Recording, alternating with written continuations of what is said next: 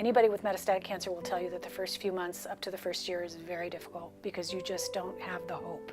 I live from scan to scan, and it's not a good way to live. Sometimes I have a lot of headache, my body hurts, migraines, hot flashes, then I'm cold, then I'm hot. My body was changing in ways I was not understanding and had no control over. Chronic diarrhea that comes on like urgently, it's no planning, and you get these severe stomach cramps. Lost my hair, I gained a lot of weight. I got a rash on my face that looked like acne. I hadn't had this kind of acne since I was 12.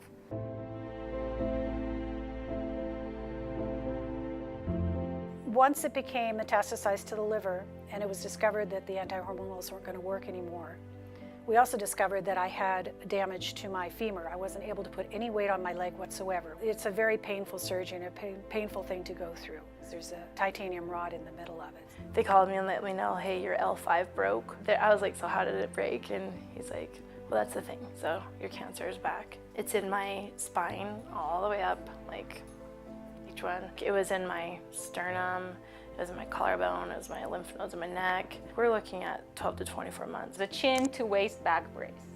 And they were scared that it could just break at any moment and paralyze me. And then infusions usually take up most of my day between getting blood drawn and seeing the doctor and waiting to get a seat. Those things are all part of my life that I'll never get it back, but I also understand it is my life. When I found out she was metastatic, well, of course, I didn't want to hear that. It was already hard enough knowing what she got diagnosed with. And I love my sister. I only have one sister, so I just wouldn't want her be without her, not having her in my life. I can't be taken away from my kids. Okay, it would be bad if I passed in a year. It would be sad if I passed in 5 years.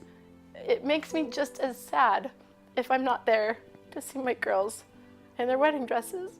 My son was petrified, just in place. I was petrified. I hung up the phone.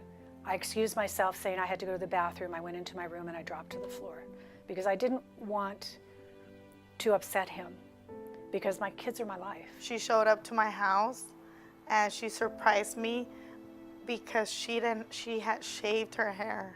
She shaved her hair and she showed up. She said, "Happy Mother's Day to you." One day she told me, "You know what hurts me the most is my hair."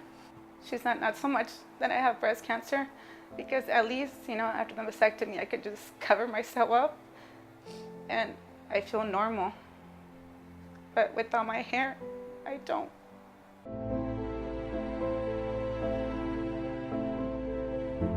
It's like you're walking and you're doing fine, and all of a sudden you're on a tightrope over the Grand Canyon. And some days I want to jump because my pain's so high. When I woke up at night after these nightmares about having breast cancer, I still had it. It was a nightmare that just would not go away. It is a different type of cancer, and it's a cancer that's still killing people. And that's the hard thing to say, is that it's not curable. I think it definitely takes a village to help someone get through breast cancer or live with it, because it doesn't just end, it continues. It's the hardest thing that a person, I've been through so much, but it is so hard to live every single day.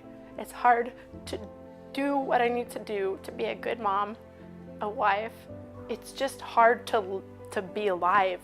We need people out there shouting it from the rooftop. We need more studies. We need more dollars for research.